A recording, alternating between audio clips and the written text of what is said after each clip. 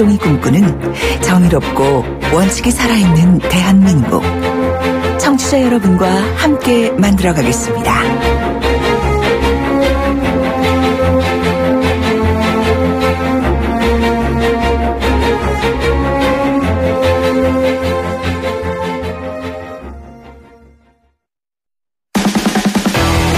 돌려보고 비틀어보는 오늘의 이슈.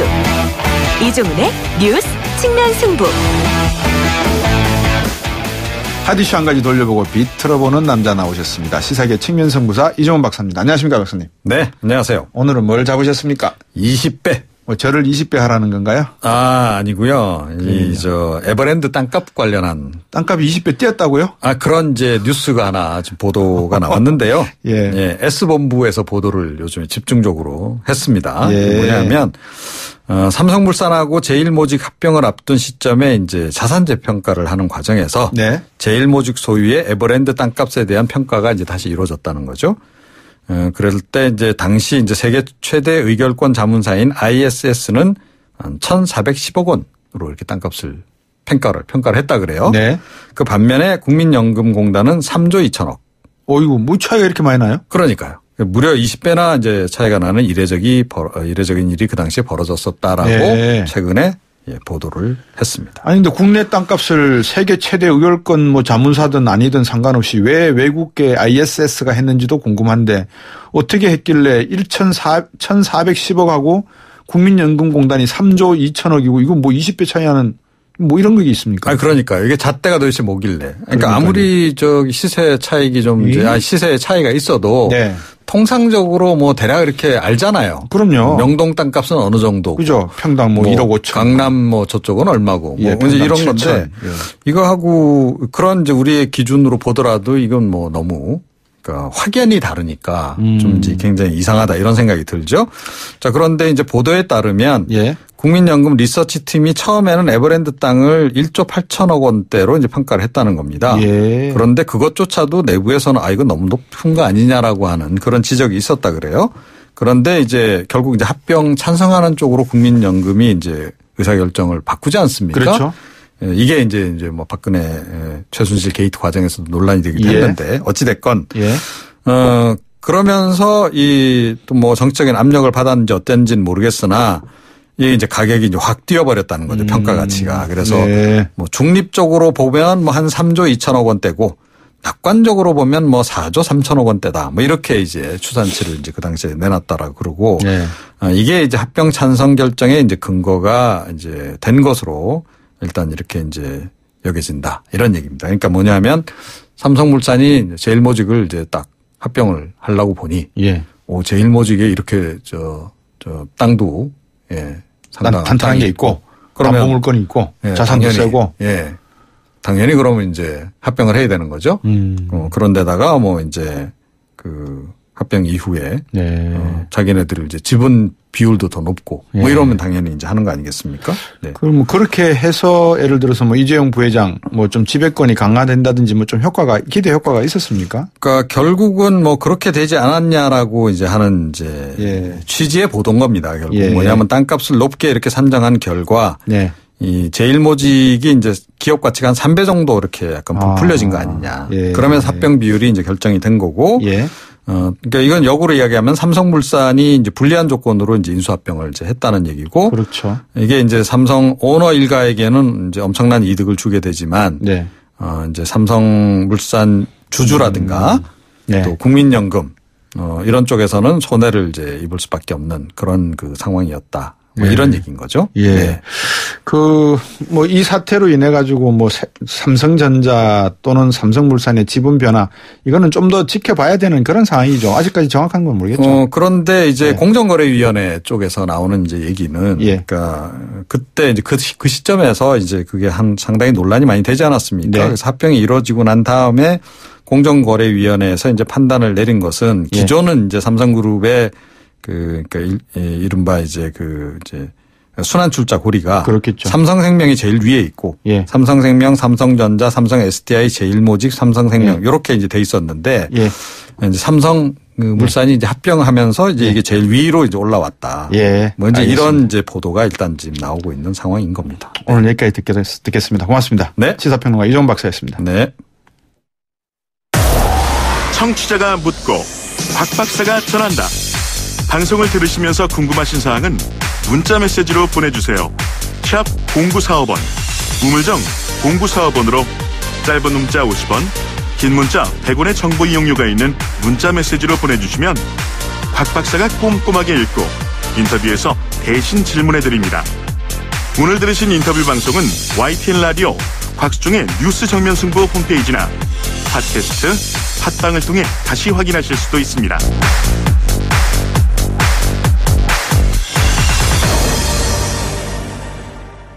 네, 오늘은 개헌안에 대해서 말씀을 많이 나눌 예정입니다. 청취자 여러분 정말 부탁드리는데 개헌안 뭐 국회가 내든 대통령께서 내시든 정부안으로 나오든 꼼꼼히 한번 살펴보십시오. 이제는 막무가내 막 큰 소리 치지 마시고 항목 하나하나를 논리적으로 따져보시는 그런 우리 청취자분들과 국민이 되시면 좋겠습니다.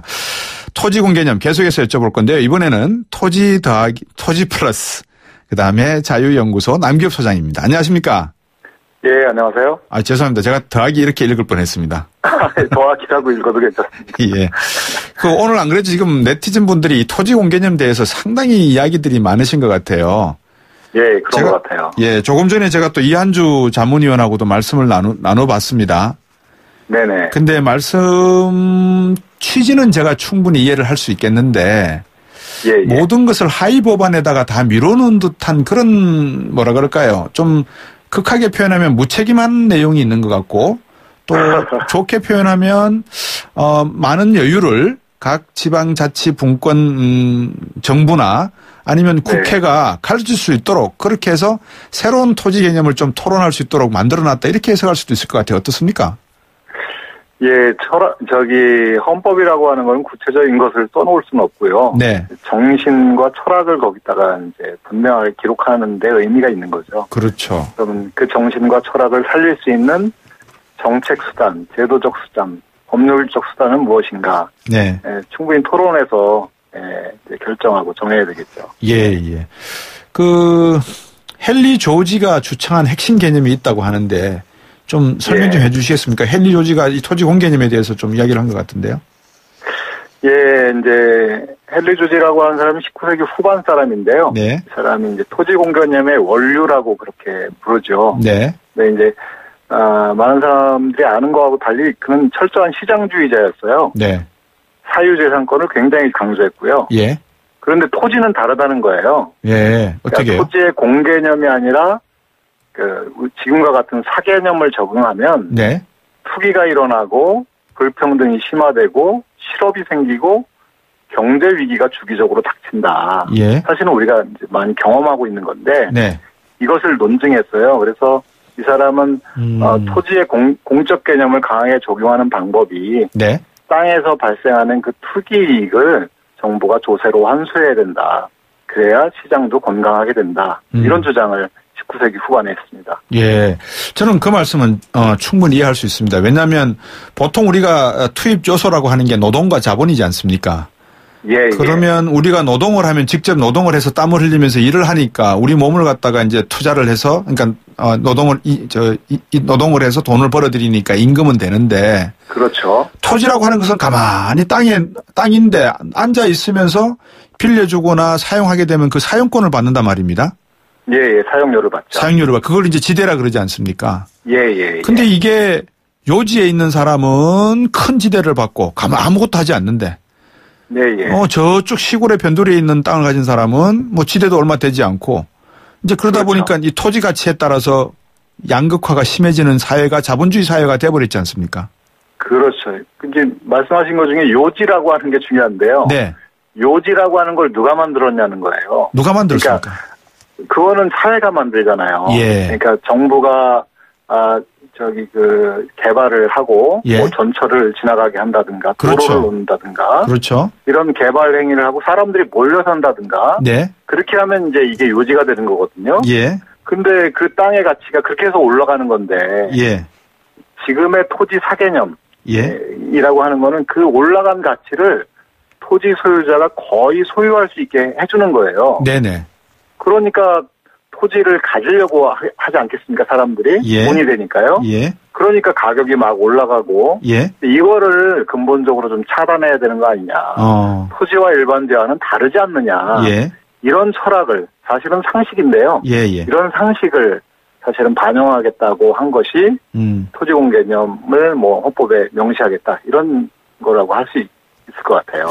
그러면 이렇게 한번 여쭤보겠습니다. 자, 토지의 요지가 되고 안 되고를 네. 모르고 산 사람도 있고 팔지 않고 가지고 있다가 요지가 된 사람도 있을 것이고 최근 자본주의라는 시장 개념을 받아들인다면 어떻게든지 국가 개발의 정보를 빼내가지고 편익을 취하고자 해서 토지 투기적으로 뭐 평창에다가 뭐 아파트를 사고 땅을 산 사람도 있고 가덕도 인천공항이 개발된다니까 가덕도에 5년 전 6년 전에 내려가서 땅 사는 사람들도 있고 이렇게 만들어서 투기하는 사람들이 만들어 놓은 지대와 그냥 가만히 가지고 있었는데, 이건 내가 배추 키우고 무 키우던 밭인데, 땅이 올랐네. 이 사람하고는 아무 상관이 없지 않습니까? 너무 심한 거 아닙니까, 그러면?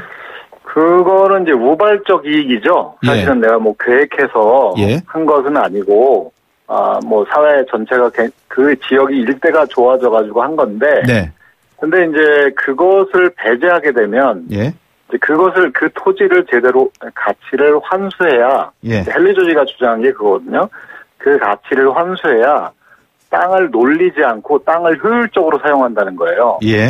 그런데 이제 땅에서 발생하는 그 지금 사회자께서 말씀하신 지대를 환수하지 않으면 땅을 방치하거나 비효율적으로 사용하거나 방치하거나 비효율적으로 사용하는 게 시세 차익을 빨리 누릴 수 있거든요. 쉽게.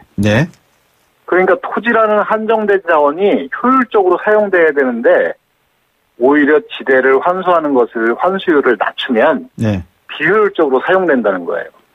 그러니까 그 사람에게는 약간 억울할 수는 있겠습니다. 지금 말씀하신 그런 후발적 이익을 누리는 사람들에게는. 근데 이제 제도 전체를 설계할 때는 그런 특정한 개인을 생각하는 건 아니고 전체 제도를 그렇게 만들어가면 그 제도 하에 이제 대부분의 사람들이 적응하게 되죠. 토지를 통해서는 돈을 벌 수 없겠구나. 앞으로는 그러면 토지는 이용의 대상이겠구나. 그러면은 내가 효율적으로 이용할 자신이 없으면 토지를 시장에 내놓는 거고 또 효율적으로 이용할 자신 있는 사람이 토지를 소유해서 이용하는 거고. 뭐 이렇게 이제 제도를 만들어 놓으면 그 제도에 맞게 인식과 사람들의 어떤 경제 활동의 방향이 이렇게 결정이 되죠. 그렇게 만들어가야 되겠죠. 그 취지에 반대하실 분들은 별로 없을 것 같은데 제가 드리는 말씀은 아까 말씀하신 추상적이고 이상적인 가치를 논할 수 있는 헌법 안에서 저희가 소위 말해서 무심코 던진 돌에 누가 개구리가 맞는다는 소리를 하지 않습니까? 그러니까 이제 방금 말씀하신 토지 공개념은 로우 리스크, 별로 일도 그렇게 하지 않고 땅을 놀리면서 땅값만 올라가기를 기다리는 사람들을 타겟팅 하는데 이거는 하위 법안에서 다루어질 문제이지 토지의 어떤 가치, 그러니까 그것이 사람이 살아가고 뭐 어떤 그런 가치에 대해서만큼은 사유재산을 인정하고 우발적인 이익을 취하더라도 그거는 어쩔 수 없다라는 그런 좀 더 추상적인 개념으로 인정을 할 필요는 없냐라는 것을 제가 여쭤본 겁니다. 정책을 만들 때 그런 것을 반영할 수는 있을 것 같아요. 이건 그거는 재고의 여지가 없다라고 딱 잘라말하기는 곤란할 것 같고 얼마든지 그것을 반영해서 만들 수가 있죠. 다만 이제 토지는 일반재하고 다르다. 그리고 이것 때문에 얼마나 많은 사람들이 고통을 당했냐. 그리고 한국 경제 자체가 이것 때문에 지금 굉장히 어려워진 거 아니냐라고 하는 건 다 인식하고 있잖아요. 그 토지의 가격이 이렇게 급등하게 된 것에는 교육 문제도 존재를 하고 서울이라고 하는 곳에 일자리가 많다는 문제도 존재가 하고 모든 것이 어우러져서 만들어진 토지 문제라는 점도 분명히 있거든요. 그렇죠. 토지 가치가 상승하고 투기적으로 올라가는 거는 사회가 만들어낸 거죠. 교육이나 일자리나 이런 게 다 만들어낸 결과죠. 그래서 이제 토지 공개념이 부활이 되면 이 주택뿐 아니고 상가 빌딩에 대한 증여세, 보유세 이것도 대폭 강화될 것이다. 하위 법안에서. 이런 내용도 헌법에서는 이야기 않겠지만 많은 분들이 이 생각을 하고 말씀을 나누시는 것 같아요. 그렇습니까? 어떻습니까? 증여세는 잘 모르겠고, 상가 빌딩에 대해서 토지니까 상가 빌딩이 깔고 있는 땅, 거기에 대해서는 부담시켜야 되겠죠. 그러니까 토지 공개념은 사실은 건물이 아니라 땅이거든요. 예. 그러니까 건물에 사실은 무겁게 세금을 부과하는 건 좋은 방법이 아닙니다. 예. 왜냐하면 건물을 짓는 생산활동을 방해해요. 예. 예. 경제활동 열심히 하는데 거기다 세금 무겁게 부과하면 그건 별 좋은 방법이 아니거든요. 네. 그런데 이제 상가 빌딩이 깔고 있는 땅, 그리고 주택이 깔고 있는 땅, 예. 그것에 대해서 그 가치에 비례하는 세금을 부과해서 그것도 뭐 일시적으로 그냥 팍 올리는 게 아니라 로드맵을 가지고 점진적으로 올리면 이제 우리 국민들이 시민들이 이제 거기에 이제 서서히 적응하게 되겠죠. 아, 앞으로 시장이 이렇게 돌아가겠구나 예측하고 적응하게 되겠죠. 그 예측과 적응 말씀을 하셨는데 우리나라가 1960년부터 경제 개발을 하는 과정 속에서 말입니다. 네네. 토지를 개인이 많이 소유한 것도 있겠지만 개인이 가지고 있는 부분도 없지 않아 있겠죠. 근데 대부분 기업들이란 말입니다. 네네. 기업들이 공장 부지 가지고 있고 시외버스 터미널도 토지고 그래서 이런 기업들이 가지고 있는 토지에 대한 공개념 그러니까 타겟팅을 편익을 누리는 개인의 땅 부자들을 향하는 것이냐 아니면 기업들이 공장이다 뭐 빌딩이다라는 형태로 가지고 있으면서 이거를 다시 금융권과 연결해서 대출을 혜택을 받고 하는 이런 구조 이것을 타겟팅을 할 것이냐 타깃이 어딘지 헌법에서 좀 더 명시하는 것도 바람직하지 않을까요? 어떻습니까?